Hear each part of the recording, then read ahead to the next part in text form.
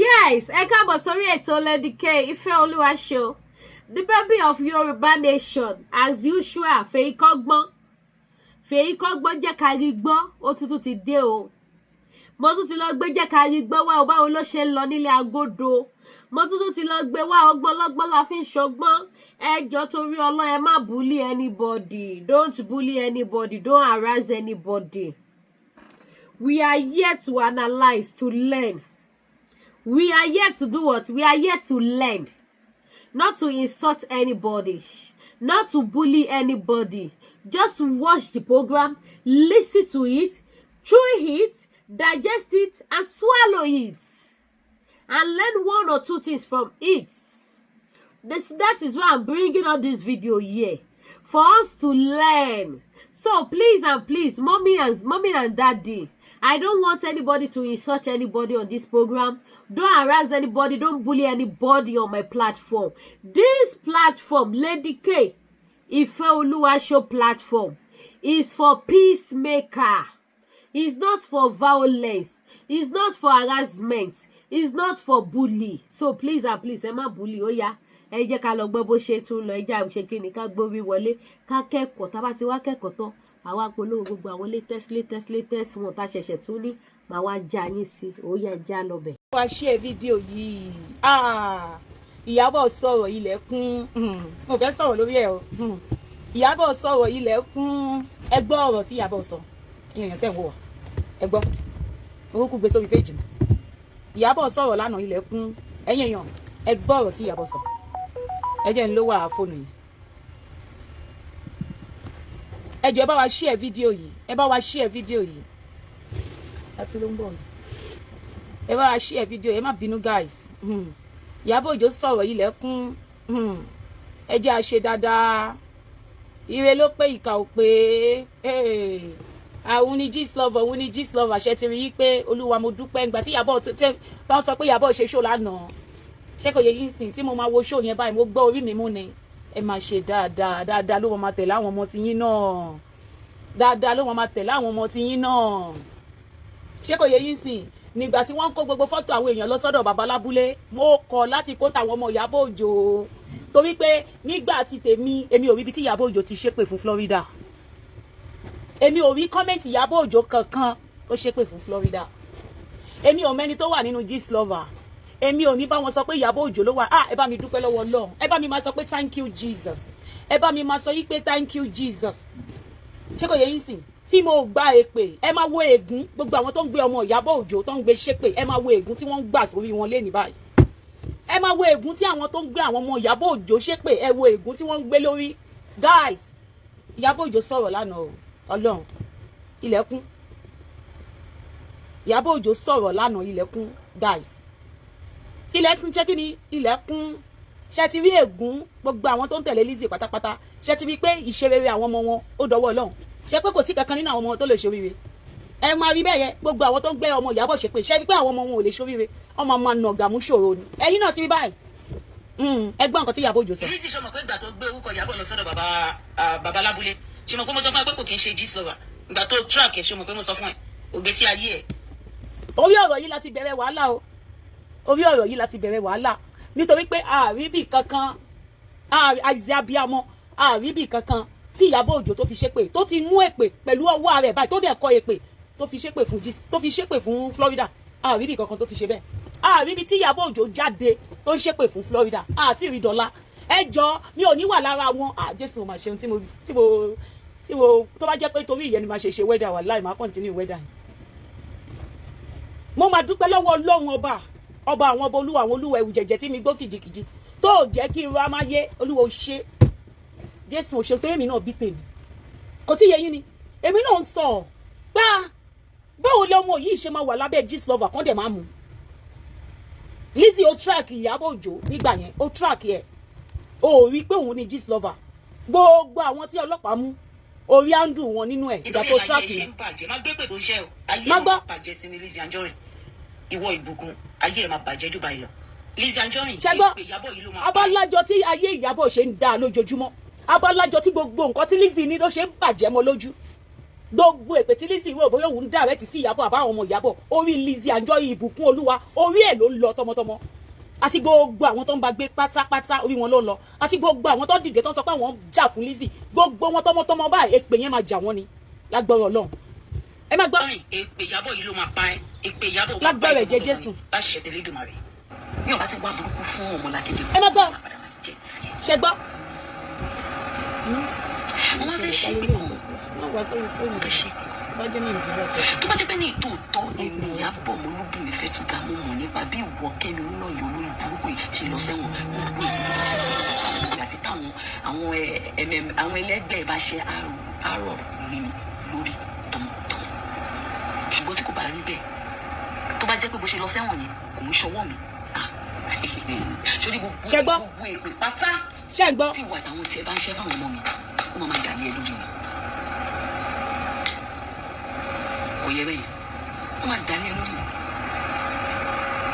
ó máa dà ní ẹ lórí mi tó bá jẹ́ pé èmi Iyabo yìí èmi Iyabo mo lùbùn ìfẹ́ tó ga yìí tó bá jẹ́ pé èmi Iyabo ni dísùlọ́và gbogbo èpè pátápátá tẹ bá ń ṣe lé mi àtàwọn ọmọ mi ó máa rọ̀ mọ́ mi lórí mọ́ ìrandíran mi mọ́ ṣùgbọ́n tí kò bá rí bẹ́ẹ̀ gbogbo èpè tẹ bá ti ṣe báyìí kó máa jẹ́ tìyẹn ní. ọgbọrọ lọ ìdààmú. gbogbo ẹ̀yin abiyamọ tẹ́ ń wo fíìmù yìí ẹ máa bá wa fi àdúrà ránṣẹ́ sí Iyabo àtàwọn ọmọ ẹ máa bá wa fi ẹ̀jẹ̀ Jésù ẹ máa bá wa fi ẹ̀jẹ̀ Jésù kẹ́ máa bá wa fi bo Iyabo Iyabo Òjó ikú ò ní pa ẹ o tá bá rí ẹnikẹ́ni èèyàn kéèyàn tó ti gbé ẹ ṣépè èpè yẹn máa jẹ́ tiwọn ni o èpè ò ní jẹ́ ti ẹ Iyabo wọ́n máa ní lọ síwájú ni iwájú báyìí ní ọ̀pá ìbí tí ẹ máa rẹ́ sí Iyabo Òjó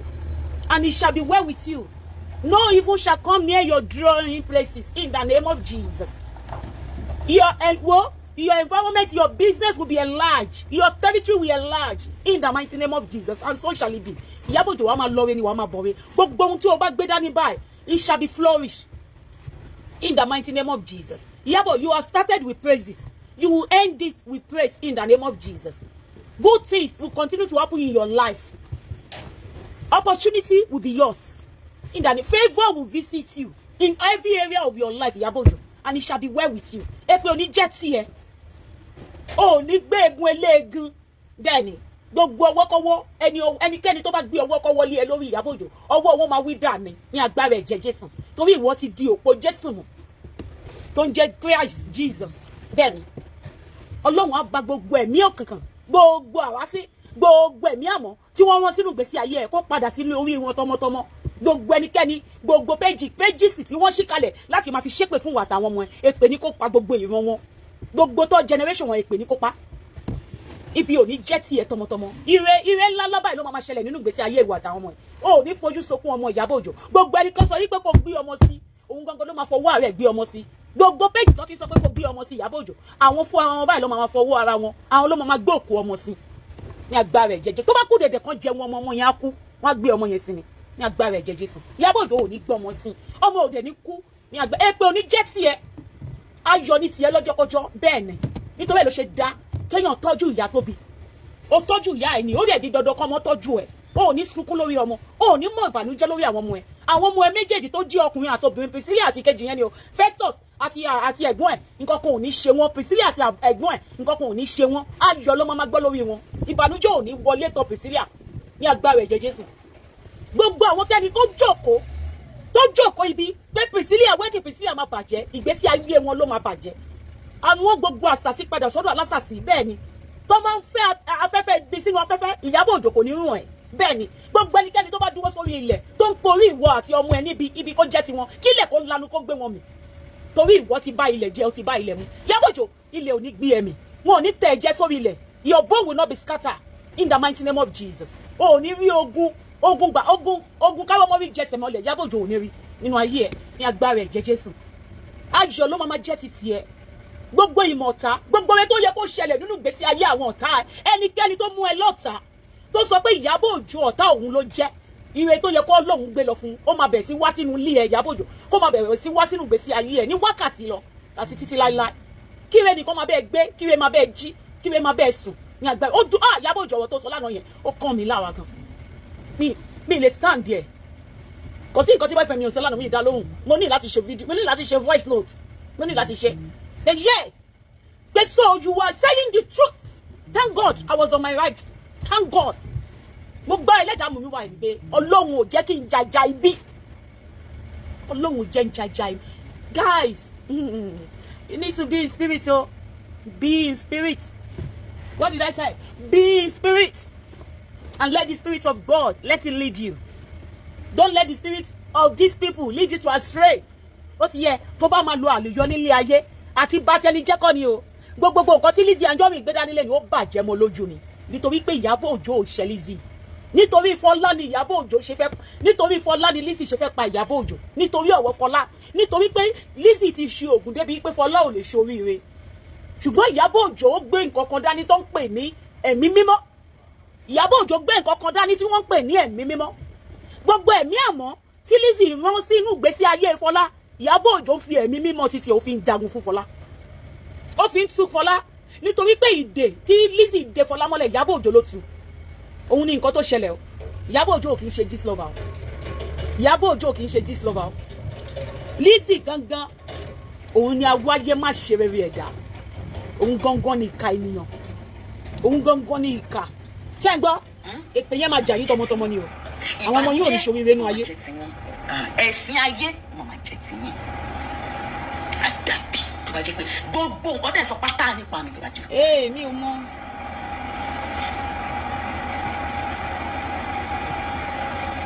Oyè bẹ́ẹ̀ bá jẹ́ pọ̀ntàn.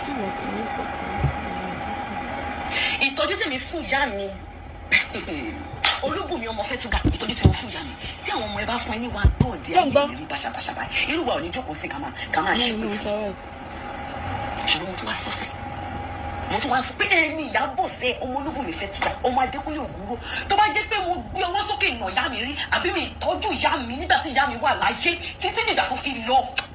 Gbogbo èpè pátá tí kọ̀ọ̀kan ní yín bá ṣẹ́ fún mi sẹ́ẹ̀ mo ló máa jẹ́ ti dìní àti àjọ. Àbọ̀ tó bá jẹ́ pé mo tọ́jú ìyá mi.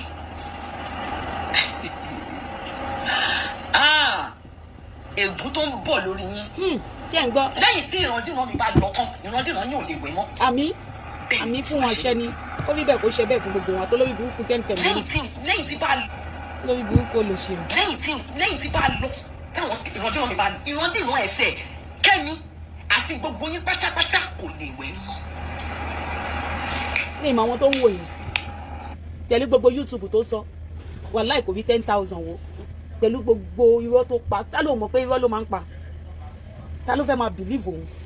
Ẹ máa gbọ́ ti Lizzy náà, ẹ máa gbọ́ ti Lizzy. Ó máa dùn mọ́ mi gan. Tó bá lọ sí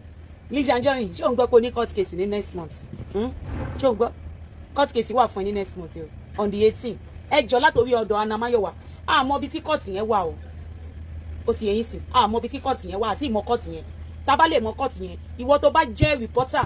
tó jẹ́ yí pé o lè ṣiṣẹ́ fún Anamáyọ̀wá. Mo fẹ́ kó go live níjọ́ court case yẹn, gbogbo nǹkan tó bá ń ṣẹlẹ̀ ní court case yẹn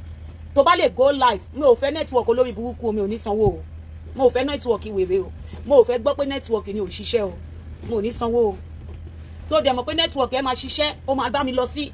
court yẹn tí Lizzy àti Iyabo Ojo ń lọ. A ní láti gbé sí live. A ní láti mọ̀ nǹkan tó ń ṣẹlẹ̀. A nídìí kí Lizzy wá parọ́ fún wa. Torí tí Lizzy bá máa lọ sí court yẹn, ó máa ṣe bí ẹni tí oyún ti bàjẹ́ mọ́ nínú ni. Ó máa lọ máa bẹ̀bẹ̀ nínú kọ́ọ̀tì ni. Tó bá wá sórí social media, a máa ṣépè, a máa búyàn. Ẹ rò bóyá ó mọ anybody ni. Lizzy ò mọ̀ ṣe ń gbá. The only thing tí Lizzy mọ̀ láyé ẹ̀ ni kó fọlọ́pàá gbé àwọn èèyàn.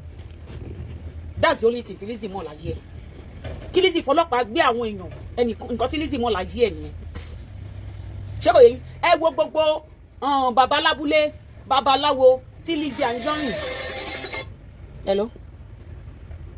Ẹ káàbọ̀ mà. Yeah, ani kulikuli.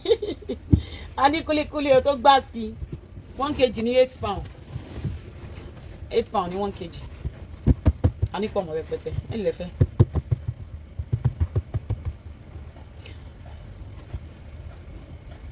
All right. Okay. Ṣé kò yé yín guys? Ṣé kò yé yín sìn? Ẹ̀yin náà ẹ wò gbésí ayé ẹ̀. Ó wá sórí social media pẹ̀lú gbogbo bàbá lábúlé tí Lizzy ṣe. Ó ń da fún Iyabo ni. Èmi sọ fún yín, mo fọwọ́ sọ̀yà fún yín. Ṣé kò yé yín sìn? Mo fọwọ́ sọ̀yà fún yín pé nítorí Fọlá tó ń dáa fún torí tí Lizzy bá ti ń bá ènìyàn jà ẹni yẹn kò gbọdọ̀ dáa fún tó bá ti dáa fún ẹ báyìí ó máa sáré pé kò lè kú dànù ni because ó ti gbà yí pé èèyàn lásán ni ẹ́ èèyàn lásán ni ìwọ Ọlọ́run ló ń jẹ́ Ọlọ́run ìwọ èèyàn lásán ni ẹ́ you can never predict kò tí yẹn sìn o lè predict nǹkan tó máa ṣẹlẹ̀ sínú ìgbésí ayé èèyàn you are just a woman being tí Ọlọ́run dá lásán Lizzy fẹ́ máa ṣe bí Ọlọ́run sínú ìgbésí ayé Fọlá ó ti gbàgbé pé àwọn èèyàn kan wà tí wọ́n lè gba Fọlá lẹ̀ kò tí yẹn sìn nǹkan tó ń ṣẹlẹ̀ lọ́wọ́lọ́wọ́ báyìí sìn ẹ má gbàgbé pé ní 2019 Lizzy bọ́ síta ó ní pé Tóyìn Abraham òun ló sọ yí pé òun lọ gbé gbaná òun lọ gbé iṣẹ́ powder ní Saudi ẹ má gbàgbé pé tó plant pé wọ́n set òun up ní pé Tóyìn Abraham ni ṣùgbọ́n ní 2025 Lizzy sọ yí pé Iyabo Òjó ni ẹ má gbàgbé o mo dẹ̀ wá fi àwọn evidence kan hàn yín tó bá jẹ́ pé Iyabo Òjó ló wà lórí ọ̀rọ̀ ẹ ní 2019 how come tí Iyabo Òjó ṣe birthday ní December how come to celebrate here you understand mo fẹ́ ra kúlíkúlí ma okay all right ma tẹ́ bá ti ṣe tán £8 ní 1 kg 1 kg is £8 ṣé kò yé ma £8 ní 1 kg ṣé kò yé yín ẹ ṣe gan nọ́mbà wa lè rí yẹn lórí péjì wa yẹn nọ́mbà wa wà lórí péjì wa tẹ́ bá fẹ́ ra kúlíkúlí £8 ní 1 kg guys £8 1 kg kúlíkúlí is £8 kilichi ní £25 ṣé kò yé yín guys nítorí pé ó ń dá fún Fọlá because ó ní ìgbàgbọ́ torí bàbá lábúlé ti sọ pé Fọlá máa wá tọrọ jẹ lọ́wọ́ ẹ̀ Lizzy ní ìgbàgbọ́ pé Fọlá máa wá tọrọ jẹ lọ́wọ́ ṣùgbọ́n nítorí pé irú àwọn Iyabo Òjó báyìí wọn ò gba Fọlá láàyè láti tọrọ jẹ kàkà kọ́ lọ Ọlọ́run jì sí kòtò mọ̀nàmọ́ná ṣiṣẹ́ ìránṣẹ́ fún Fọlá ó rà àánú gbà àánú dé bá Fọlá ó rí tàánú ṣe àánú fọhùn nínú ìgbésí ayé Fọlá òun ló fẹ́ balẹ̀ ayé Lizzy jẹ́ o hello mommy ṣé wà okay ma ẹ káàárọ̀ ma ṣé wà pa mo wà ń storage mo ti wà shop all right ma okay ma ma rí yín sùn bye ma ṣé kò yé yín guys gbogbo nǹkan tí mo fẹ́ sọ ẹ má bà tèèyàn jẹ́ ṣé kò yé yín Fọlá will continue to prosper amen thank you Lizzy ó máa wálẹ̀ ni àti gbogbo àwọn tó bá wà lẹ́yìn wọ́n máa jọ máa wálẹ̀ ni gbogbo àwọn tó wà lẹ́yìn àtàwọn tó wà nílùú òyìnbó náà tó wà lẹ́yìn wọ́n máa wálẹ̀ ni àwọn ọmọ wọn ò ní lọ síwájú kò sí kankan nínú àwọn ọmọ wọn tó máa ṣoríire gbogbo àwọn èèyàn tó ti ṣépè fún Iyabo Òjó nítorí Lizzy Anjorin tẹ́ẹ̀dẹ̀ wà nílùú òyìnbó àwọn ọmọ yóò ní lọ síwájú kẹ́kọ̀ọ́ yẹn it is high time for you láti mọ̀ yí pé ẹ apànìyàn ní Lizzy Anjorin abatẹnijẹ́ ni ẹni tí ò fẹ́ kí ọmọ làkejì títí ẹ̀ kó ní lọ síwájú mi inú máa ń bí Lizzy ti gbàgbé mo fẹ́ sọ̀rọ̀ kan èèyàn tẹ́ ń wò wá má ṣe ru ẹnikẹ́ni pin o má ru ẹnikẹ́ni pin kí ni mo sọ fún ẹ má ṣe ru ẹnikẹ́ni pin kí ni mo sọ má ru ẹnikẹ́ni pin o ṣó ti yẹn sì Lizzy ti ro gbogbo àwọn Iyabo Òjó báyìí àwọn Iyabo Òjó ó ti wò wọ́n pin pé wọn ò lè ní lọ síwájú tẹ́ bá rántí èèyàn tẹ́ ń gbọ́ wa Lizzy ti ro ẹ káàárọ̀ mà sister Kenny ẹ káàárọ̀ mà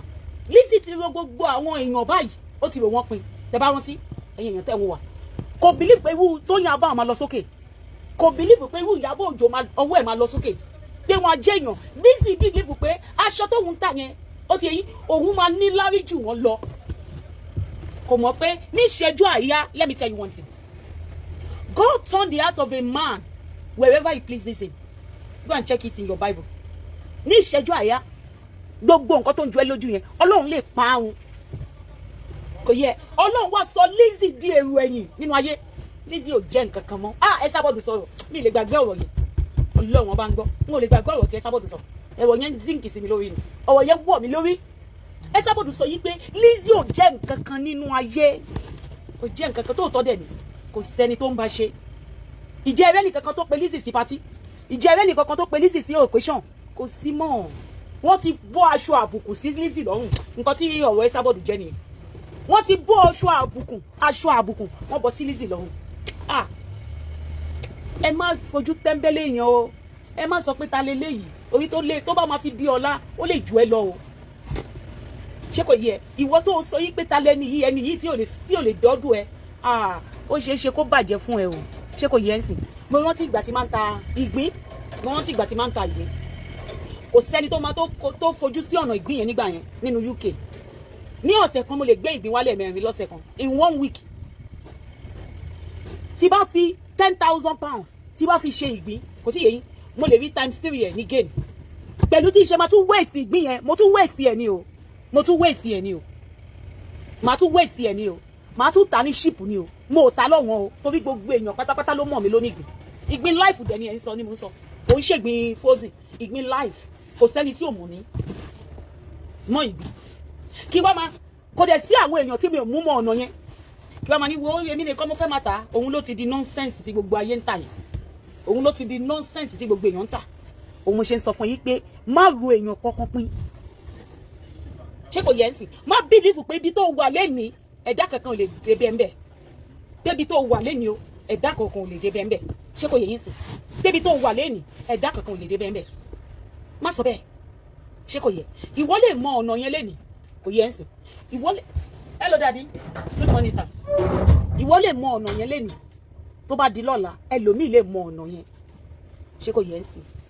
ìwọ lè mọ ọ̀nà yẹn lẹ́nìí tó bá di lọ́la ẹlòmíì lè mọ ọ̀nà yẹn kò sí yẹn ń sìn ọ̀nà yẹn lè wá surplus fáwọn èèyàn jọ níbo ló máa fojú sí ṣó wí pé wọ́n máa jù ẹ́ lọ ṣó ti yẹ ń sìn nítorí pé Lizzy ti rò bóyá báwọn èèyàn ṣe ń wọnú ṣọ́ọ̀bù ẹ̀ nígbà yẹn tó ń gbé 50,000 50 million tó ń gbé owó kan lẹ̀ tó ń ṣoògùn tóògùn yẹn ń jẹ́ ó rò bí abẹ́ òògùn yẹn ṣe máa jẹ́ títí láíláí ni no Ọlọ́run ló ń jẹ́ títí láíláí kò sí bàbá lábúlé tó ń jẹ́ títí láíláí níbi tí òògùn tiẹ̀ ti pin òun ni tẹnìkan ti bẹ̀rẹ̀ Ọlọ́run ló ń jẹ́ èmi ni má ṣe bẹ̀rù èmi ni Ọlọ́run títí láíláí today tomorrow and forevermore Ọlọ́run ló ń jẹ́ títí láíláí ṣé kò yẹ ń sìn ó wá rí àwọn Ìyábọ̀ Òjó gbogbo ayé pátápátá wá rírì àwọn Ìyábọ̀ Òjó gbogbo ayé ló fẹ́ fi ọlá àwọn Ìyábọ̀ Òjó gbogbo ayé ló fi ń tọrọ ayé Lizzy wá wà ní jùjú ìgbésí ayé Lizzy wá wà gbogbo owó tí Lizzy rògbò ohun ti pa nígbà yẹn ẹjọ́ láti bẹ̀rẹ̀ pẹ̀pẹ̀ ilé ayé Lizzy ẹjọ́ ló máa ń fowó kàkà kó fi owó run àwọn èèyàn lọ́wọ́ ẹ̀yin ò rí pé gbogbo Nàìjíríà ló wà against ẹni kàkà kó fi owó run àwọn èèyàn lọ́wọ́ Lizzy prefer láti lọ fi ṣe court case ordinary comment nígbà yẹn wọ́n ní nígbà yẹn ordinary comment pé o comment sórí show Lizzy ó máa send yẹn ní court case court letter ó máa send yẹn ní court letter wàá tún bẹ́ẹ̀ o pé tẹ́ bá dé court wọ́n ní wọ́n máa tún bẹ́ẹ̀ o Lizzy òní kí ló dé tó jẹ́ pé gbogbo paper wọn kì í gbé Lizzy gbogbo paper tó wà ní Nàìjíríà pátápátá ni Lizzy ti gbé lọ sí court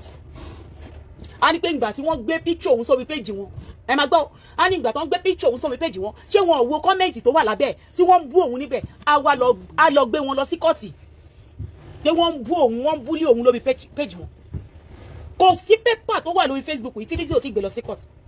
nítorí ẹ̀ lè ṣe wípé wọn kì í celebrate wọ́n máa ń celebrate gbogbo àwọn ẹlẹ́gbẹ́ tó kù wọ́n máa ń celebrate gbogbo àwọn ẹlẹ́gbẹ́ tó kù ibẹ̀ lẹ́ máa ti mọ̀ pé ayé ẹ̀ ti bàjẹ́ láti ìbẹ̀rẹ̀ pẹ̀pẹ̀ ẹ̀yin èèyàn ẹ má rò bóyá ibi tẹ́ ẹ délé ni ẹnìkan ò lè débẹ̀ irọ́ ni o ìwọ lè jẹun pa fúnra yín o ẹlòmíì máa débẹ̀ tó máa jù bẹ́ẹ̀ lọ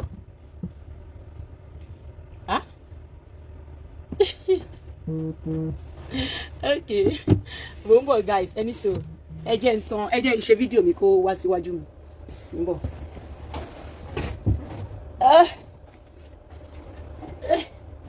mo ń bọ̀ wá rí mi sí mo ń bọ̀ ọ̀bọ mi ti ń complain ó wò mí látòrí show mi mo ń bọ̀ máa gbójú síta ń sìn mo fẹ́ gbójú síta ní tẹ́lẹ̀ torí mo ń ṣe ọjà ń bìbà mi fẹ́ kó máa rí gbogbo customer mi lórí ẹni tó ń bọ̀ mi fẹ́ kó rí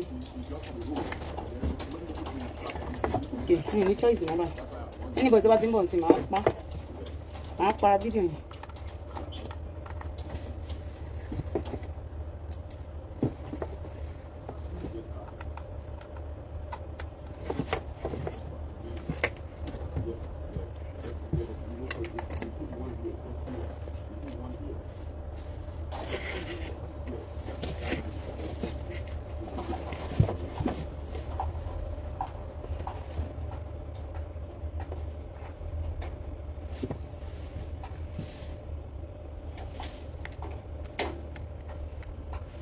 Guys, ṣé wà okay? Ṣé wà pa? Ṣàlàáfíà ni gbogbo yín wà. This is Mommy Anamayowa guys. Ṣé wà pa? má bínú jàre mo fẹ́ gbójú síta because àwọn èèyàn mọ̀ wá kọjá ó sì yẹyìn sí gbogbo ilẹ̀ wọn máa rí mi ì dẹ̀ ní láìkì ẹ̀ kẹ́ ẹ máa rí wọn ó sì yẹyìn ẹ̀wọ̀n pàánù kúlíkúlí àti kílìṣì wá dé níjọ́ Saturday àwa ń bíbá níjọ́ Sunday náà àwa kó kúlíkúlí fún àwọn èèyàn àti kílìṣì so àwọn tí wọn tètè dé títí di 2 tí mo fi kúrò bíbá níjọ́ Sunday mo ní láti 7 mo ti wà bíbá mo lè kúrò bíbá so mo sọ pé 2 o'clock máa lọ ẹni tó bá ti dé bíbá ó máa wálé ni so mo ní láti lọ lánàá 2 o'clock yẹn láti lọ fi oúnjẹ gidi Sunday mo máa ń ṣe oúnjẹ gidi tí ǹdẹ máa jẹun tó bá máa dẹ̀ sùn ni mi mọ̀ pé máa fi ṣiṣẹ́ lánàá yẹn ṣé kò yẹ yín sí mo like kí n sùn dáadáa so àná yẹn was very very busy because of our kulikuli and our kilishi kulikuli yẹn nice gan kò sẹ́ni tó máa wá sí ìwà tí mo ní fún ní díẹ̀ jẹ máa make sure pé mo fún kọ́ taste anybody tó bá wá sí ìwà máa sọ pé kọ́ taste because that kulikuli was so nice very very nice in fact mo láti ìjọ Saturday yàn sọ ni mo jẹ délé ni mo bù sínú nylon báyìí mo jẹ títí mo fi wọnú lé mi pé you can't resist that kulikuli you cannot ohun àti kilishi náà you cannot mo ti sáré mú àfù kilishi yẹn lọlé ẹyọ kan tí mo one time mo ti sáré mú lọlé because mo like kí n máa fi ṣe noodles mo like máa fi kilishi yẹn ṣe noodles bí ìbá jẹ́ sọ̀rọ̀ wa lọ ṣé kò yé yín sí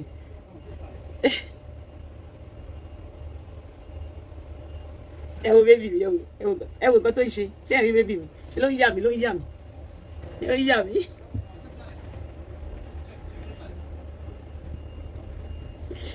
oh my god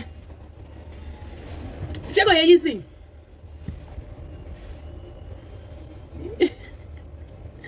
ṣé kò yẹ yín ẹ̀yin èèyàn tẹ́ ẹ̀ wò wá ẹ má ṣe bí ẹ wò lọ́jọ́ tèmi kí ló ṣẹlẹ̀ Ìyábọ̀ bọ́ síta ẹ gbọ́ àdúrà èpè tó ṣẹ̀yìn ẹjọ́ báwo ni o ṣe ní mú Lizzy èmi náà sọ ẹ wo gbogbo àdàbí anígbà tèmi àti Lizzy wà báwo ni níbo ló ti rí gbogbo fọ́tò tó yà ẹ̀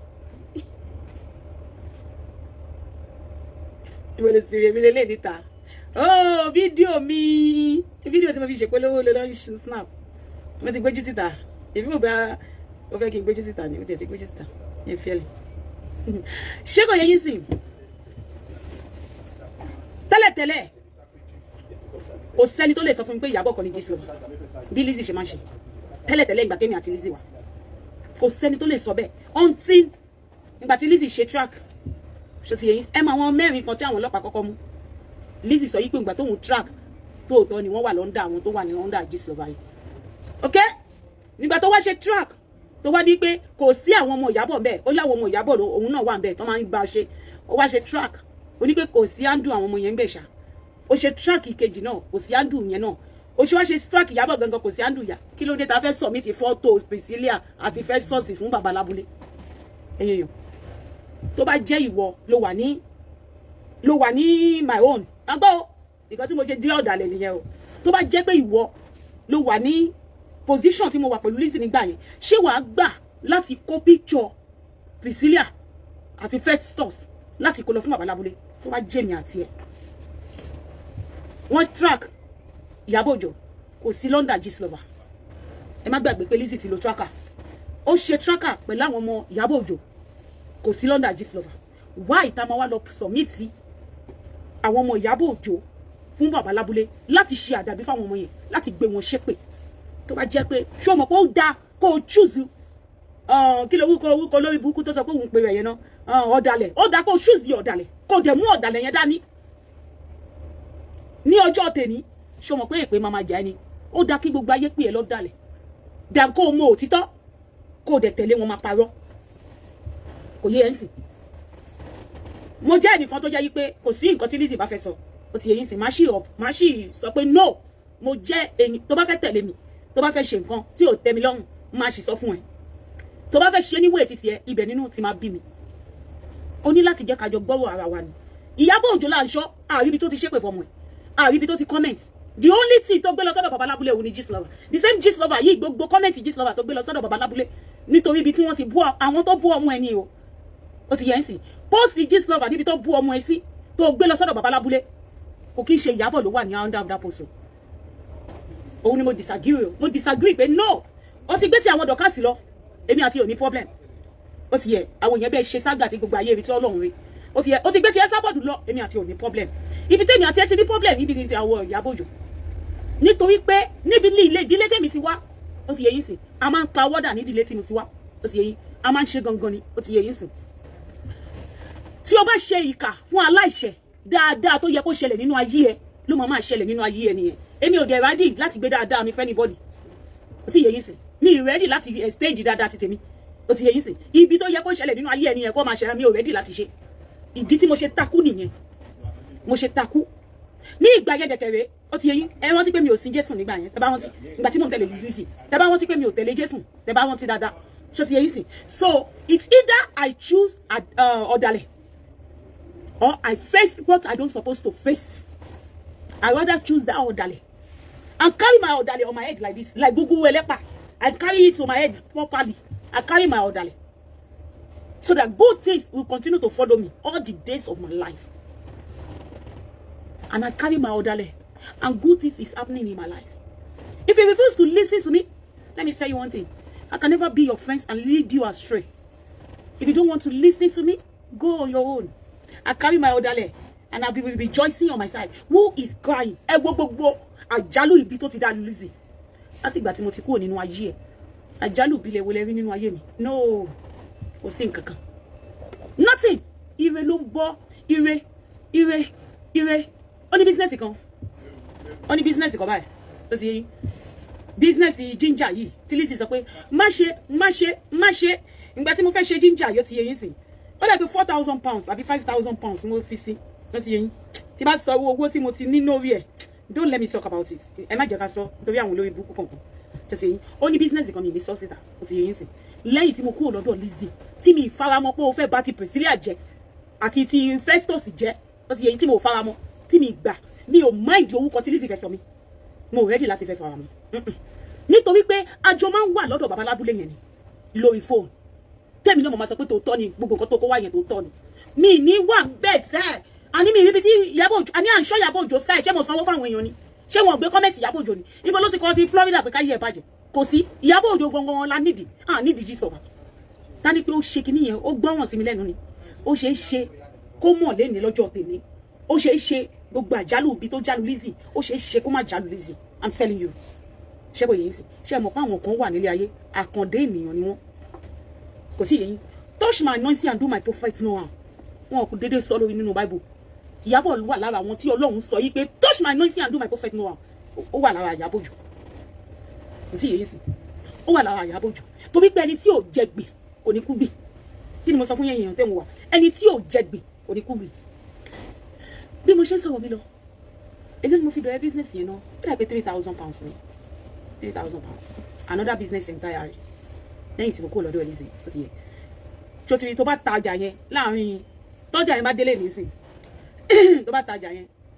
wàá rí bí tó bá fi 5,000 ṣe wàá rí bí 1,000 something tó bá ta ọjà yẹn tán nísìn sí ọjà yẹn máa ń wà lẹ́sẹ̀kẹsẹ̀ ló máa kó lọ fún un ṣó ti rí ní ìgbà tí mo bẹ̀rẹ̀ kinní yẹn ṣó ti rí owó tí mo ti fi mo dẹ̀ jẹ́ ẹ̀dá kan jẹ́ tí bá bẹ̀rẹ̀ business mo kì í mú èrè mi kì í ná èrè mi máa ń kó mọ mo sì kó mọ débi pé don't let me talk ṣó ti rí pé mo ra ọjà yẹn ó dé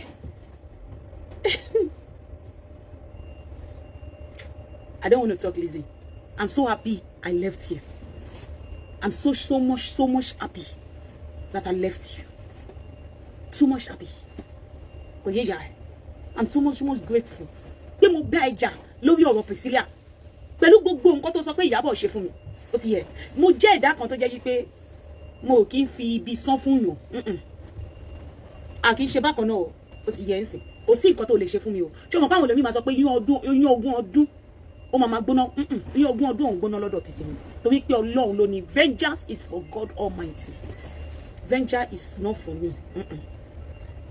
vengeance is not for me mo wọ́n ti gbà kan tí Lizzy sọ yí pé Iyabo Ojo ó ti rán àbúrò ẹ̀ tó wà nínú UK Lizzy Anjorin Ọlọ́run tí bá fẹ́ bẹ́ẹ̀ ṣe ọ̀rọ̀ voice note Facebook má bàjẹ́ o Ọlọ́run bá gbọ́ pé Iyabo Ojo ti rán àbúrò ẹ̀ tó wà nínú UK bí àbúrò Iyabo Ojo wà nínú ẹgbẹ́ apànìyàn tó wà nínú UK kókó wá pa mí ṣó ti yẹ yín sí pẹ̀lú gbogbo nǹkan tí Lizzy sọ tó ṣe bà Iyabo Ojo jẹ́ tó wàláì mi ò fọwọ́ sí pé kán lọ pa ti Priscilla jẹ́ wàláì mi ò change mind mi lórí ọ̀rọ̀ yẹn mi ò change nǹkan kíkọ ẹ jẹ́ sọ kíní kan fún yín àti kọ́ ni o téèyàn kan bá pa àti kọ́ láti ọwọ́ Ọlọ́run ni o ó ti yẹ ń sìn mi ti torí ẹ̀ má gbà bí tí mo máa ń gbà mi ti torí ẹ̀ má wá sí bíbá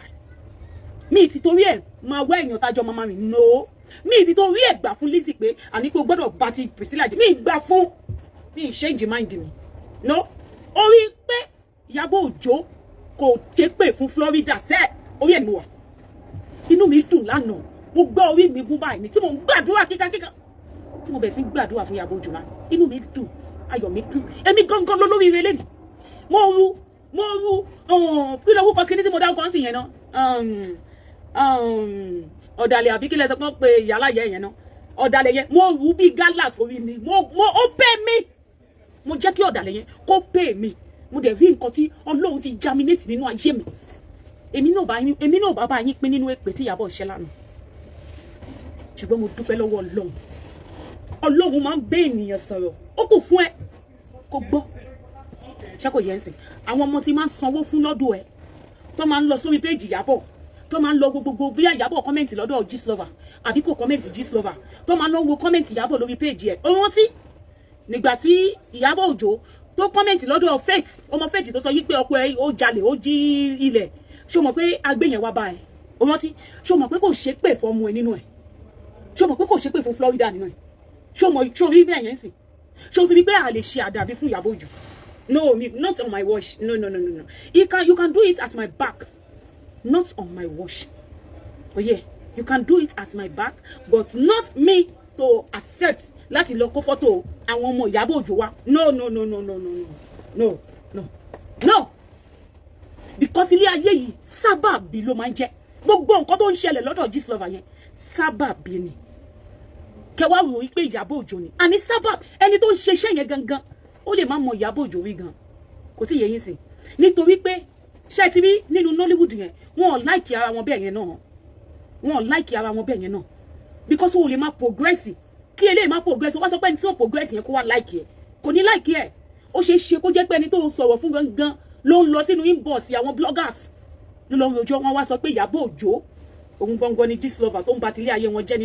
nínú kinní ẹ lọ pín gbogbo èpè tí Iyabo Ojo ṣe yẹn ẹ lọ pín jẹ́ ẹ jẹ́ kí àwọn ọmọ yín jẹ nínú èpè yẹn kẹ́ ẹ máa fi san wa káwá wo bẹ́ẹ̀ ṣe máa ṣoríire ṣùgbọ́n ìgbéyàwó Priscilla kò ní túká wọn kì í ṣe lẹ́ẹ̀mejì Priscilla ò ní bá wọn ṣe lẹ́ẹ̀mejì ní agbára ẹ̀jẹ̀ Jésù ó máa wà ń bẹ̀ títí ọjọ́ ogbó ni ní agbára ẹ̀jẹ̀ Jésù ibẹ̀ ni Priscilla máa wà títí dọjọ́ ogbó ohun àtọ́pọ̀ ẹ̀ wọ́n dẹ̀ máa làlùyọ nínú ayé ohun rere báyìí ló máa gbé ṣe ní agbára ẹ̀jẹ̀ Jésù ìkàlẹ̀ ní èèyàn ẹ wá ohun òdodo dájú ohun òdodo nǹkan tó ń pè ní òdodo nǹkan tó ń pè ní jealousy kò sí nínú ayé mi ìmọ̀ bóyá owó aṣọ tó fáìn jù mi ìmọ̀ ṣe mi ìmọ̀ nǹkan tó ń jẹ́ jealousy mi ìmọ̀ bí tó ti ń rote èèyàn láì dá no mi ìmọ̀ ṣe it is not my style ṣọ́kọ̀ yẹ́yẹ́ I am not living the best of my life mi ìfẹ́ mọ̀ bóyá o tẹ̀mí mọ́lẹ̀ mo lè sọ sorry fún ẹ mi ìfẹ́ mọ̀ coincidence ni pé mi àti ẹ wà Lizzy ó wà coincidence ni torí pé ẹni bí ni ẹ ẹni bí ènìyàn ni ẹ o kì í ṣe ènìyàn tó yẹ kéèyàn sára mọ́ kò yẹ yá dáadáa ń tẹ̀lé mi ní dáadáa ń tẹ̀lé mi gbogbo ẹ̀wù wíwọ́ mi pátápátá lọ́lọ́run ti kó lọ Ọlọ́run kò dá ó kó lọ ní gbogbo ẹ̀wù wíwọ́ lórí burúkú tó bá mi dẹ́pọ́sìtì tó wà nínú ayé ẹ̀ tẹ́mi náà wá ń jìyà ẹ̀ ìyà ẹ̀jẹ̀ ẹ̀ṣẹ̀ àmọ̀dí kò sẹ́ni tó máa súnmọ́ ẹ tí gbogbo ayé ò ní kórìíra ẹni yẹn wọ́n máa kórìíra ẹni yẹn láì ṣẹ̀wọ̀n pé wọ́n tiẹ̀ súnmọ́ ẹ Lizzy lásán wọ́n máa kórìíra ẹni yẹn ni láì ṣe pé ẹni yẹn lẹ́ṣẹ̀ wọ́n kàn déédéé máa kórìíra ẹni yẹn ìgbésí ayé Iyabo máa dá sí ni ayé máa dá sí ni gbogbo ohun tó bá dáwọ́lé bá wọn máa yọrí sí rere ni ìbànújẹ́ ò ní jẹ́ ti Iyabo ní agbára ẹ̀jẹ̀ Jésù Iyabo á máa lọ sókè ni Iyabo Ojo ò ní wálẹ̀ ìwọ àtàwọn ọmọ ẹ̀ ní wálẹ̀ dáadáa ilẹ̀kùn ẹ má bínú ẹ bọ̀ fún fóònù tí mo lò yìí mi fẹ́ sọ ọ bá fi kọ́ bọ̀báàdì mi ṣé kò èèyàn ló pè mí síbẹ̀ ilẹ̀kùn àṣeyọrí nìkan ló máa kùn nìkan báyìí ló máa ṣí fún Iyabo Ojo wọn àtàwọn ọmọ ní agbára ẹ̀jẹ̀ Jésù ìbànújẹ́ ò ní jẹ́ tiẹ̀ o ẹni títí ẹ ti bàjẹ́ kò ní mú ẹnu ọ̀nà ẹ ní agbára ẹ̀jẹ̀ Jésù you shall flourish to the north you shall flourish to the south you shall flourish to the east and you shall flourish to the west in the mighty name of Jesus and so ṣé ẹ wọ́n máa gbé fún ẹlòmíì wọ́n gbé fún ẹlòmíì nǹkan tó yẹ kó jẹ́ títí wọ́n máa gbé fún ẹlòmíì kò gbé sí ayé Lizzy ló lẹ́ni tí ò ní ṣọ́ọ̀bù mọ́ lọ́jọ́ kìíní Lizzy ò ní ṣọ́ọ̀bù mọ́ ẹ má gbàgbé o a nídìí èèyàn tó máa bá wa lọ ṣe reporter ní court case Lizzy lọ́ndì 18 mo máa finance ẹ ṣùgbọ́n tí fídíò ẹ tó bá débẹ̀ tí fídíò ẹ bá ń ṣorí burúkú mo ò ní sanwó o mi ìfẹ́ gbọ́ pé network olórí burúkú ni o wọ́n ní network gidi tó máa ń lò ní Nàìjíríà tó máa fẹ́ ṣe live stream o network yìí o gbọ́dọ̀ ṣẹ́jú pọ̀pọ̀pọ̀pọ̀pọ̀ o make sure pé o lo network gidi contact mi pé o fit fún iṣẹ́ yìí ṣó ti yẹ ń sìn you gonna be a reporter that day ṣó ti yẹ o gbọ́dọ̀ scream live court case Lizzy àti Iyabo Ojo Lizzy mama ẹ máa rí bí Lizzy ṣe máa múra bí ẹni tán ti lé kúrò nínú bí ẹni tí ọmọ mẹ́rin ti kú mọ́ nínú bó ṣe máa múra nìyẹn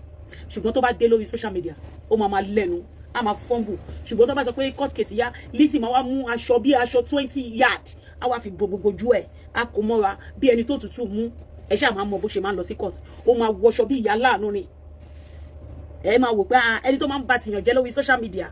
tó máa mú agẹngẹ lórí social media ó wá ń lọ sí court yẹ wo bó ṣe múra ìgbà yẹn ló máa sọ wípé àwọn ọmọ Ìlọrin àwọn ènìyàn gidi ló ń gbé nílọrin àwọn alálùbáríkè èèyàn ló ń gbé nílọrin ṣùgbọ́n ẹ jẹ́ kó kúrò nílọrin yẹn ó máa nígbà àwọn Yorùbá ò dáa Yíbò ò dáa ju Yorùbá lọ àwọn ọmọ burúkú làwọn ọmọ Ìlọrin yẹn bó ṣe máa bàtà ayé yín jẹ́ nìyẹn torí pé kò tí ì ní kọ́ọ̀tì yẹn lọ ni o tó bá ti ní kọ́ọ̀tì yẹn lọ ó máa bẹ̀ sí bá tiwọn jẹ́ tó bá wá dọjọ́ kọ́ọ̀tì gangan àwa máa sàyìn a máa ní àwọn Yorùbá mi ò lè fi Yorùbá lẹ̀ o Yorùbá is part of me I am a Yorùbá I am a Lagosian I am a Lagosian ìlú wo òde gbọ́dọ̀ bàjẹ́ ìlú Èkó gbọ́dọ̀ bàjẹ́ ìgbà yẹn lẹ máa gbọ́ bẹ́ẹ̀ ẹ jẹ́ kí Lizzy lọ sí kọ́ọ̀tì kò dé a ní pé ẹ̀yin Yorùbá lẹ máa ń jẹra yín lẹ́sẹ̀ ẹ máa ń ba tèèyàn jẹ́ ní ìkàdé ọmọ Yorùbá ìkànnì Yorùbá guys ẹ̀yin Yorùbá dẹ̀ lẹ ń ba tèèyàn jẹ́ ọmọ Yíbò mélòó ni Lizzy employ ọmọ Yíbò mélòó ni Lizzy employ pé kó máa bóun ba tèèyàn jẹ́ ọmọ Yíbò mélòó ló wá sọ́dọ̀ Lizzy pé òun máa bá tèèyàn jẹ́ ẹ̀yin ọmọ Yorùbá elébìnà alákìsà táyé yín ti bàjẹ́ tí wọn ẹ̀yin kọ́ mọ̀ pé kò lè dá fáwọn ọmọ tẹ́ bí kò yé yín sìn torí pé tó bá máa dá fáwọn ọmọ tẹ́ bí ni ẹ̀ ní wà níbi tó ti ń ba tèèyàn jẹ́ ẹ̀yin ò rí pé àwọn èèyàn tí Lizzy máa ń ba tèèyàn tí ẹ̀ jẹ́ àwọn tó ga nínú ayé ni nítorí pé Lizzy ò ga tó wọn torí ẹ̀ ló ṣe ń bínú wọn jealousy ló ń pa Lizzy Lizzy ti gbó tọ́ bí ilẹ̀ Galilee ó ti dàbí ọmọ 90 years ọmọ 1986 ọmọ 1986 ni Lizzy o ṣe wò gbèsè ayé ẹ̀ ọmọ 1986 ẹ wo bí ìgbésí ayé ẹ̀ ṣe rí ó ti gbójú ilẹ̀ Galilee lọ ayé Lizzy ti bàjẹ́ ìgbésí ayé ẹ̀ ti bàjẹ́ kò fẹ́ni tó fẹ́ rí wọn ò fẹ́ rí mímí ẹ̀ láìtàn a dúpẹ́ lọ́wọ́ Ọlọ́run pé lọ́wọ́lọ́wọ́ tá a wà yìí ayọ̀ ní tiwa ayé Lizzy bàjẹ́ ó dẹ̀ dùn mọ́ mi nínú guys mo fi yín sílẹ̀ o she even employ Yorùbá carpenter God will bless you trendy jeans ó dẹ̀ sọ yìí pé Iyabo Ojo ló post ẹ̀ sínú ayé òun nígbà tó dẹ̀ máa tún sọ ó ní láti jìngólò òun ló employ bọ̀bọ̀ yẹn kó wá ṣiṣẹ́ fáwọn ṣùgbọ́n nígbà tó máa sọ̀rọ̀ nígbà tí òun owó bọ̀bọ̀ yẹn san ó ní pé Iyabo Ojo ló gbé bọ̀bọ̀ yẹn wá sọ́dọ̀ òun kó wá ṣiṣẹ́ lọ́dọ̀ àwọn òun ló plant ẹ̀ sí estate àwọn ṣe estate ni ó ní Iyabo Ojo àti ìbílẹ̀ lọ́jọ́ fẹ́ pín 2.6 million tóun sọ fún àbí 2.2 million tó sọ fún ó ní Iyabo Ojo àti ìbílẹ̀ lọ́jọ́ máa pín owó yẹn ṣé ìbílẹ̀ ló rí 2 million kò rí 2 million ìbílẹ̀ wèrè ní gẹ́yìn láti ẹ̀jẹ̀ ní tó ní estate tí ìbílẹ̀ bá máa ṣe wú nǹkan tó sọ pé ó máa ṣe yẹn ó mọ how many millions of millions tó máa san ni èèyàn mélòó ló ra lẹ̀ lọ́wọ́ ẹ̀ Lizzy èèyàn mélòó ló ra lẹ̀ lẹ́wọ́ ẹ̀ kò sí because òun dáyé ẹ ṣe ni ó dáyé ẹ wà ó dáyé ṣe ó dáyé jẹ kò séèyàn kankan lọ́dọ̀ ẹ̀ mọ́ ó ti tán fún ẹ tó máa tó kù fún ẹ àwọn Z-Dog àwọn alákìsà ògbé sí ayé ẹ Z-Dog ìṣó ó rò bí ògbé dání ni ó lè ńgbà tó gbọ́ 10 million olórí burúkú ọmọ òṣì nígbà tí Z-Dog yóò tó gbọ́ 10 million pé Lizzy fún mi 10 million etí wèrè náà ó lò ṣe alákìsà tó wá sórí social media ní ẹ ṣe wedding mọ́ o ṣé wọ́n lè ṣe wedding tó máa fi kú ni irun ẹ̀ wo ló ṣe wedding rí ìyá tó bí ẹ gan wọn ṣe wedding ìyá ẹ dọ̀mú certificate ìyá ẹ wedding ìyá ẹ jáde ìyá tó bí ẹ ó kàn bẹ̀rẹ̀ sí ní bímọ ni wọn nínú ìrun ẹ Z-Dog ta ló ṣe wedding nínú wọn mú fọ́tò èèyàn kan jáde nínú gbogbo ọmọ tí ìyá ẹ bí pé eléyìí ló ṣe wedding wọn ò mọ nǹkan tó ń jẹ́ wedding nínú wọn ẹ baby mama ni gbogbo wọn pátápátá gbogbo ọmọ tí ìyá ẹ bí they are full of baby mama ìyá tó bí ẹ gan baby mama ni tí ò bá kí n ṣe Rosula bí ìmọ̀ kan tí Rosula èrò tó rò tó ní kán lọ tọrọ ẹ kán lọ ṣe mọ̀ mí mọ̀ ẹ fún ẹ wọn ń ṣe nílé yín sàrà nìyí ẹ kò máa lọ lé ọkọ ṣá ẹ̀yin tó yẹ pé wọn kò máa jù yín sí lé ọkọ ṣá ẹ kò máa bímọ ṣá ni ẹ̀yin ọmọ bọ́ńtrowé olórí ibú Lizzy wá promise ẹ̀ ní wedding nígbà tí pètèpètè ayé bá Lizzy pètèpètè ayé bá Lizzy Lizzy gan mọ̀ pé kọ́bọ̀ èpè ni òun ò ní ó ti rí pé ò ṣiṣẹ́ tó yẹ kó ṣe dáadáa ó yá bẹ́ẹ̀ postpone ni ó ti ó máa jàpọ̀ ni òye ìyá àìmọye ó wá béèrè lọ́wọ́ èmi Anamáyọ̀wá pé àìmọye face promises ìgbà tí mo fi àkáǹtì gbogbo owó olórí burúkú tí Lizzy sọ pé òun ti fún yàrá ìyá òun ìgbà tí máa sẹ́ni gbogbo àkáǹtì tí máa fi wọ̀nyí lórí WhatsApp máa lanu fún odidi 5 years máa lanu pé ṣé rìsíìtì náà lélẹ̀ rìsíìtì olórí ibú rìsíìtì àwọn aṣèrè tí wèrè san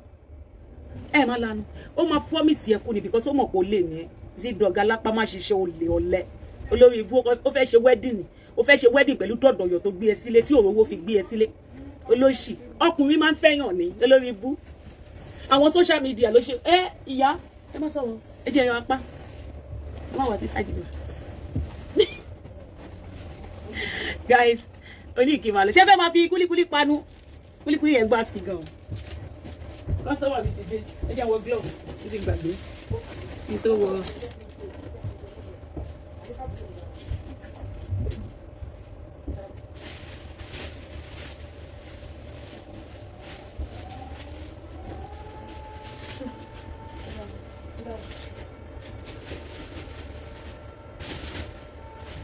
Oye ma fi panu àǹtí mi tó gbáski.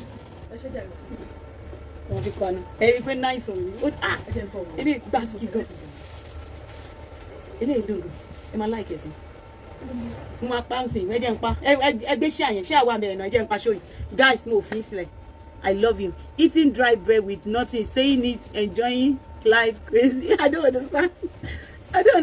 Àgbà 419. I'm telling you guys. Wèmí bá sọ pé òun ò ṣe wedding mọ́. Olórí burúkú bòrò tó pẹ̀rẹ̀ ní ọmọ Ìjẹ̀bú olóṣì ọmọ Ìjẹ̀bú tó lọ fẹ́ olóṣì èèyàn ó lọ fẹ́ olóṣì èèyàn ní tó lè ra ríǹgì 20 pound kò lè ra fún ẹ àfi táwọn èèyàn bá dáwó olóṣì ó jẹ́ kó kúrò ńbẹ̀ ó jẹ́ kó kúrò lọ́dọ̀ bòrò ẹ̀ ó lè ó ń wá free money òun náà fẹ́ ṣe wedding ó jẹ́ padà lọ bẹ Bòsúlà aláàánú ló padà bu ni aláàánú ẹ Bòsúlà ló jẹ́ kó mọ nǹkan tó ń pè ní mọ̀mí mọ̀ ẹ́ aláàánú ẹ Bòsúlà ó padà tẹ̀wọ́ bọ̀ lójú nítorí àwọn ọmọ ayé ó tọwọ́ bọ̀ Bòsúlà lójú ó ti wò bí nínú àwọn ọmọ ayé máa ṣe wedding fún ẹ níbo àwọn kan ti ṣe wedding ẹ pẹ̀lẹ́jà rẹ̀ yẹn ọmọ ayé má bínú àwọn kan ti ṣe wedding mi ìbú ẹnì kankan mo kàn fi sọ̀rọ̀ ni o àwọn kan ṣe wedding náà máa wá ṣe wedding fún ẹ ó lè ó mọ̀ pé that was then tàbí kẹ́ máa allow wọn pé kọ́ máa dáwó kí kọ́ máa sọ pé wọ́n máa dáwó fún yàn àbúkí wọn allow anybody mọ́ any banker owó yẹn ó prefer kówó yẹn lọ sínú àkáǹtì títì ẹ̀yin olóṣì ẹ̀yin olórí ibú at the end of the day ó búrò Bòsúlà ẹ̀yin olófò olè social media kan tí wọ́n ṣe wedding fún ó fẹ́ jọ dọ̀kásì tí gbogbo ayé máa ń dáwó fún ó mọ̀ pé ó yé dọ̀kásì tí gbogbo ayé ṣe ń dáwó fún yẹn ó bí àìwọ́ lọ Bòsúlà ló máa lọ bẹ̀ kó bẹ̀ complete wedding olóṣì aláyé bàjẹ́ Bòsúlà tó kó gbogbo owó lẹ̀ ó tún gbé owó sílẹ̀ kí wà tó lórí burúkú ẹ̀ kẹfì ó lọ Nàìjíríà tó bá kí n ṣe Bòsúlà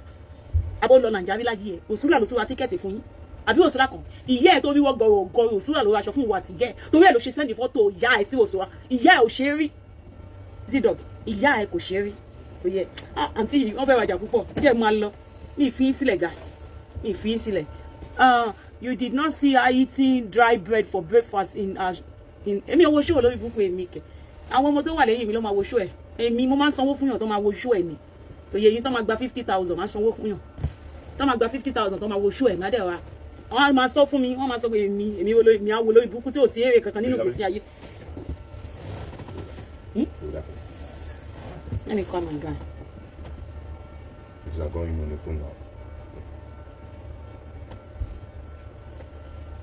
Because you have not come. Babe! Look one for person. Don't talk here. No. Me Finsley. She always come live so she can collect monetization on Facebook.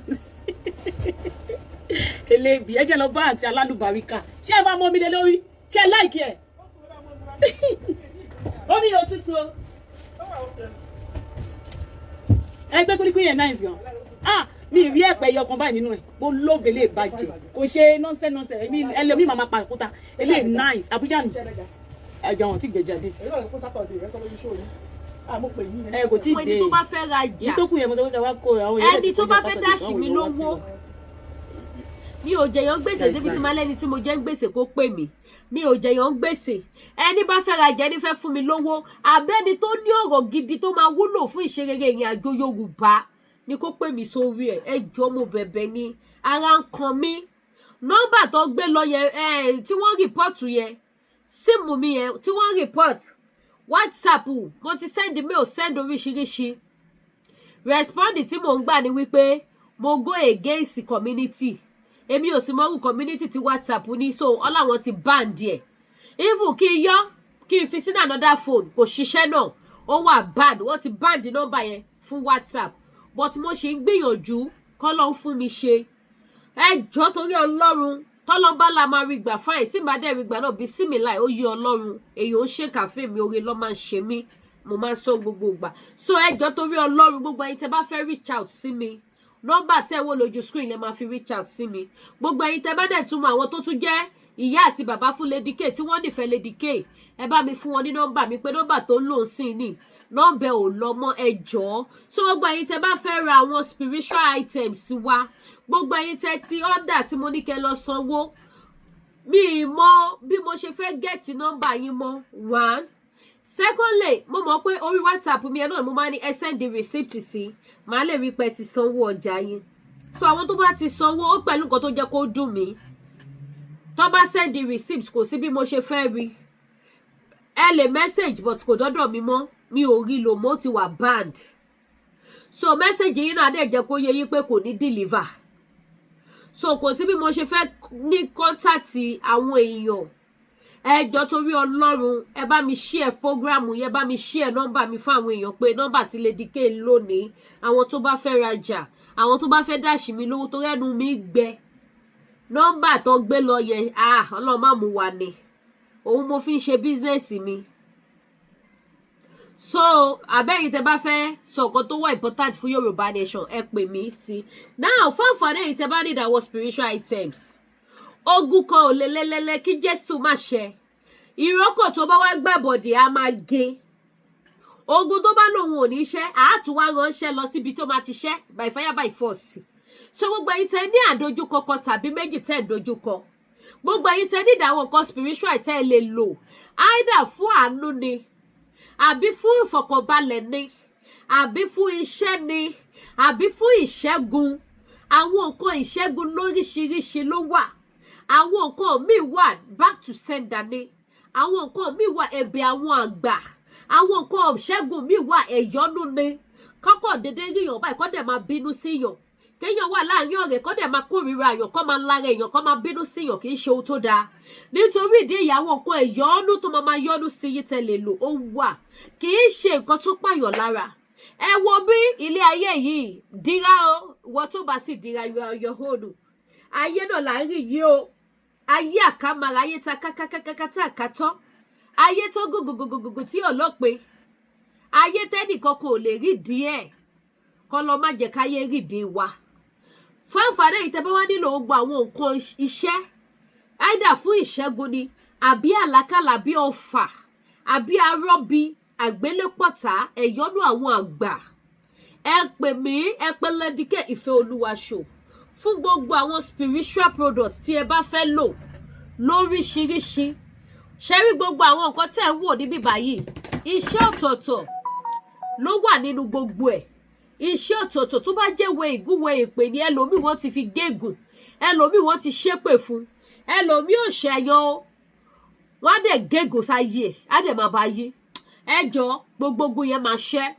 kò sóhun tí àdúrà tó ṣe kíni tó ṣe tì òun ní free from bondage gbogbo ẹ̀yin tó ti dè sínú ìdèkùn àìdá ìgbèkùn ìgbéyàwó ni àbí gbèkùn kọ́ ṣà máa gbowó lọ́wọ́ yín kọ́ máa gbowó lọ́wọ́ yín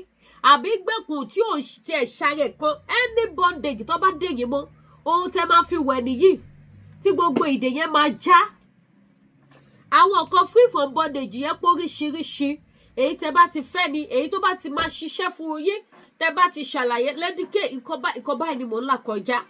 nǹkan báyìí ni mo fẹ́ ẹlòmíì sì wà ó mọ orú nǹkan tó yẹ kóhun lò ó mọ̀ bóyá ìyọnu ló yẹ kóhun lò káyé máa yọnu sóhun kọ́yé kanra mọ́ òun bí ajé ilé ìkúrú mọ́ ẹlòmíì mọ̀ bóyá kóun lo àrìnà kórè ọṣẹ àrìnà kórè gbogbo bí kíbi tó bá ti ń dé báyìí kó ṣàmárà àánú gbà kó máa kó ire ní gbogbo ọjọ́ ayé tiẹ̀ ẹlòmíì sì mọ̀ ohun tó yẹ kóun lò bóyá àwọn nǹkan tó máa stop ogun àmúbọ́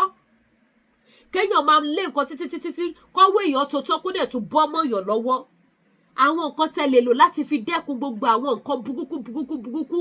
bẹ́ẹ̀ yẹn ó wà bákan náà sì làwọn nǹkan tẹ́ lè lò láti fi rí ire àti àánú gbà lọ́dọ̀ Ọlọ́run alààyè àti lọ́dọ̀ ènìyàn òun náà wà gbogbo ẹ̀yin tẹ́ yẹ pé cool money lẹ́fẹ́ owó ìfọ̀kànbalẹ̀ tí kì í ṣe owó burúkú owó gbóná owó tí ò ní jẹ́ kẹ́ ní ìsinmi láyé yín gbogbo ẹ̀yin tẹ́ bá nídìí nǹkan tẹ́ lè lò fún ẹ pẹ̀lẹ́ díkẹ́ ìfẹ́ Olúwa ṣò ẹ rí wípé Jésù lọ́ba kò sì ní dójú tì wá kò ní fi wá fáyé mú láṣẹ Ìdùmarè lẹ́yìn ẹ̀yin tẹ́ bá tún wá nídìí àwọn ọ́ìlì àánú ọ́ìlì ìṣẹ́gun ó wà available àwọn nǹkan tẹ́ lè lò fún ọfà ó wà available bákan náà àwọn lọ́fíńdà lóríṣiríṣi kò sí irú lọ́fíńdà náà kò sí iye tẹ́ fẹ́ tẹ́ ní rí lọ́dọ̀ Lédìkẹ́ Ìfẹ́ Olúwa ṣò kò wá sí country tẹ́ tún wá tí mi ò ní bá yín send ọjà sí any country tẹ́ bá ti wà ẹ̀yin ẹ pè mí màá bá yín send ẹ ṣáà ti send address yín àti postal code yín ó máa dọ́dọ̀ yín àdúrà gbogbo wa gbà mo gbà ládùúrà lórúkọ Jésù gbogbo bí tí bàtà ti ń ta wá lẹ́sẹ̀ ẹni mímọ́ Ísírẹ́lì àpáta ayérayé tí ẹnikẹ́ni kò lè rí ìdí rẹ̀ abáwa bò orí òtúra sí àárẹ̀ àánú gba ọkàn wa balẹ̀ bẹ́ẹ̀ ló máa rí kò yí padà Jésù Olúwa wa àmín lórúkọ Jésù next one ẹ wá ra wig gbogbo ẹ̀yin tẹ́ bá fẹ́ ra wig àkọ́kọ́ mo dúpẹ́ lọ́wọ́ gbogbo ẹ̀yin tẹ́ bá mi ra wig in fact ẹ̀yin mọ́mì mi ẹ̀ ń jọ mí ní ojú àti dádì mi náà tí wọ́n ra wig fún mọ́mì mi torí mo ti ní dádì kan táwọn náà bá mi ra wig fún mọ́mì mi ìyẹn ìyàwó wọn ni mo mí nìyẹn o wọ́n ra wig fún wọn so I was so happy dádì lágbára Ọlọ́run ẹ̀ ní wá mọ́mì tí mọ́mì ò dẹ̀ ní wẹ̀yìn náà tì gbogbo ẹ̀yin tẹ́ ẹ̀ tí ì rà ẹ wá bá mi rajà gbogbo ẹ̀yin mọ́mì tẹ́ wá tún wá bá mi ra wig mi ò mọ bí mo ṣe fẹ́ dúpẹ́ lọ́wọ́ yín ẹ kàn ń jọ mí lójú ni ẹ kàn ń múnú mi dùn ni ayọ̀ ò ní fi ayé yín sílẹ̀ ìdùnnú ò ní fi ilé yín sílẹ̀ ògo yín á máa tọ̀ sí àwọn ọmọ yín ò ní dológo àná májẹ̀mú ibi lórí ayé yín ọ̀hún á yí dànù ẹ̀jẹ̀ Jésù á bàjẹ́ ẹ ṣé gan mo mọ̀ lórí o kò sí ohun tí mo advert tẹ̀ patronize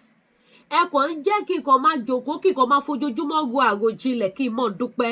ẹnu ọpẹ́ gbogbo yín pátápátá tẹ̀ patronize mi ẹnu ọpẹ́ yín ò ní kàn lágbára Ọlọ́run níwọ̀nba àgbà tí mò ń wo bẹ́ẹ̀ ṣe ń bá mi rajà tí mo sì ń dúpẹ́ fún Ọlọ́run ẹnu ọpẹ́ gbogbo yín ò ní kàn so gbogbo ẹ̀yin tẹ́ bá fẹ́ ra wig mo láwọn fine wig mo láwọn ní coins mo lò kan lánàá very beautiful mo ní irú ẹ̀ ẹ̀yin tẹ́ bá wo program tí mo ṣe lánàá ẹ lọ wò ó mo display àwọn wig lóríṣiríṣi so mo láwọn wig lóríṣiríṣi mo láwọn braid mo ló ní coils mo ní tí òṣò ní coils mo ní wọn lóríṣiríṣi ó pọ̀ ó yapa ó ti bá ẹ pè mí lórí WhatsApp nọ́mbà tẹ́ wò lójú screen yìí àjọ ṣe fídíò kọ̀ máa display ọjà fún yẹn ẹ select ẹni fẹ́ ra wig méjì ra wig mẹ́rin torí pé kí ni àlùbáríkà ló ṣe kókó ju àwọn wig mi kẹ̀dẹ̀ níwọ̀n kì í ṣe gbàrọ̀gùdù àwọn confam wig òun ni mò ń tà àwọn woman hair original gbogbo ẹ̀ ló wà ń bí báyìí so bí ẹ ṣe jẹ́ nìyẹn lẹ́yìn yẹn aṣọ ọdún tẹ̀ ti dé tán ẹ̀yin mọ́mì mi ẹ̀yin dádì mi ní báwọn wà kísà lẹ́yìn ọdún aṣọ la máa wọ̀ wo ohun aṣọ ẹ wá bá mi ra aṣọ ẹ ṣàánú mi ẹnu mi ti gbẹ ẹ wá bá mi ra aṣọ ẹ jẹ́ bá mi share ètò yìí mo fi abiyamọ ayé àtọ̀run bẹ̀yìn gbogbo ìṣẹ̀dá tó ń wo prógráàmù yìí mo fi Ọlọ́run tó ní ẹ̀mí yín bẹ̀yẹn bá mi share ètò yìí ẹ jọ̀ọ́ torí t'Ọlọ́run ẹ mọ̀ pọ̀ online báyìí náà ni mo ti ń tajà inú ilé ni mo wà so àwọn tó bá wo prógráàmù tó bá rí náà lọ́ máa ṣe kí ni lọ́ máa pè mí Lédìkẹ́ mo fẹ́ nǹkan báyìí Lédìkẹ́ mo fẹ́ nǹkan báyìí gbogbo ẹ̀yin tẹ̀lé ń ṣàánú mi láti bá mi share prógráàmù ẹ mọ̀ mí o ṣùgbọ́n Ọlọ́run ṣe kí ni ó rí yóò sì rí mi ó sì mọ ibi tó máa ti sọ fún yín lọ́nà àrà ọ̀nà ìyanu nítorí gbogbo ìgbà ni mò ń sọ fún Ọlọ́run pé gbogbo àwọn tó ń ràn mí lọ́wọ́ Olúwa ràn wọ́n lọ́wọ́ ẹ̀yin tẹ́ ń bá mi share program ìrànlọ́wọ́ lẹ́ ń ṣe fún mi oore lẹ́ ń ṣe fún mi so ó sì di dandan kọ́ lọ́run mi kò dà mí rí Jésù mi Jésù tèmi tí mò ń sìn bàbá o kábíyèsí Elédùmarè kò dà mí rí so mo sì nígbàgbọ́ wípé gbogbo ẹ̀yin tẹ́ bá mi share program mi lọ́run máa tarí oore sí ìrànlọ́wọ́ Ọlọ́run á máa wá yín rí ògo yín á máa tàn sí níwọ̀nba ìgbà tí onímájẹ̀mú ọba àwọn bá fi ayé mi Lady K dára ire ọlọ́run á bá mi fàyè gbogbo yín dára ire tọmọtọmọ ọlọ́run ò fàyè mi dára ìbànújẹ́ o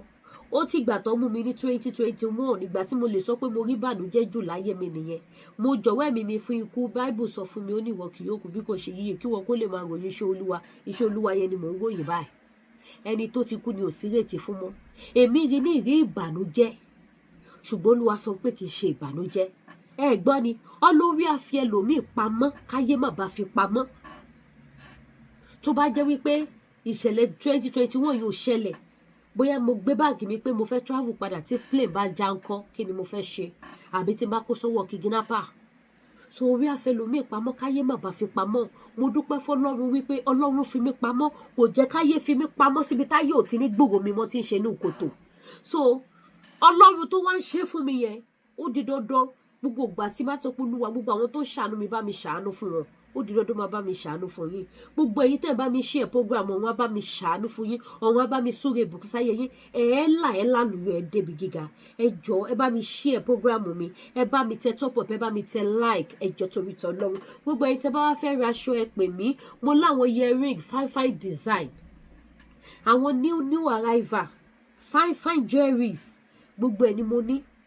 aṣọ tó fine pọ́ọ̀sì tó fine gbogbo ẹ̀ tó fine bákan náà product iléeṣẹ́ TL Natural Aba mo ti fẹ́ gbàgbé it is well òun ni manpower fún gbogbo ẹ̀yin tẹ́ bá fẹ́ dóbò dáadáa àbẹ́ ẹ̀yin tẹ́ bá fẹ́ dóko dáadáa ẹ rà fún dádì àbí fún ọkú wọ́n á dó yín dáadáa ọlọ́run àlàyé ń gbọ́ mo fọ́nà tó ní ẹ̀mí mi búra wọ́n á dó yín kọjá bẹ́ ṣe expect òun nìyí jẹ̀díjẹ̀dí lélẹ̀ ẹ̀yin tí jẹ̀díjẹ̀dí ti pa oko yín jẹ̀dí yẹn máa disappear ẹ máa ya gbogbo ẹ̀ dànù àtọkùnrin àtobìnrin ògùn jẹ̀dí lélẹ̀ ó máa flush gbogbo jẹ̀díjẹ̀dí tó wà lára yín ó máa flush ẹ̀ dànù bákan náà ògùn diabetes gbogbo ẹ̀yin tẹ́ bá ní diabetes láti iléeṣẹ́ TL Natural Aba ni ògùn diabetes rẹ̀ á jẹ́ bí dọ́rẹ̀ẹ́ ó yà mí lẹ́nu àwọn èèyàn confam wọ́n testify sí yes òun ló jẹ́ kó kàn tèmi gan balẹ̀ láti lè ṣe kíni láti lè máa tà láti lè ní kọ́kọ́ ránṣẹ́ sí Canada kí n bá wọn ta fún àwọn tó fẹ́ máa rà látọwọ́ mi òun nìyí any country máa bá yín send díẹ̀ sí any country ó máa débẹ̀ so bó ṣe jẹ́ nìyẹn bákan náà ẹ má wàá gbàgbé gbogbo ẹ̀yin tẹ́ bá fẹ́ lọ sí Nàìjíríà tẹ́ ní apartment tẹ́ máa lọ́ọ̀jì sí apartment yẹn wà ní just 2-minute drive sí International Mohammed Airport very fine place 24 hours light 24 hours internet wonderful nílùú Nàìjíríà ní ìrírú ẹ̀rí íńtánẹ́ẹ̀tì wà 24 hours kó lọ washing machine wà àwọn workers wà ń bẹ̀ ẹ lè lo 2 months ẹ lè lo 3 months as much as you like 3 bedroom wà ń bẹ̀ 2 bedroom wà ń bẹ̀ a room self wà ń bẹ̀ kitchen wà everything gbogbo kitchen materials gbogbo ẹ̀ ló kún bẹ̀ tẹ́ máa lò so ẹ̀yin tẹ́ bá need just 2-minute drive sí International Mohammed Airport ẹ̀yin tẹ́ bá need apartment yẹn ẹ̀yin náà pè mí kí n fún yín ní phone number wọn kẹ́ pé wọn kẹ́ tètè book ẹ̀ sílẹ̀ because èrò pọ̀ o so kẹ́ lè tètè book ẹ̀ sílẹ̀ títí yín mo dẹ̀ assure yín pé ẹ ní sanwó kẹ́ má rí bẹ́ẹ̀ wọ̀ kò ń ṣe bí tẹ́ máa sanwó tẹ́ ẹ̀ ní rí wọ̀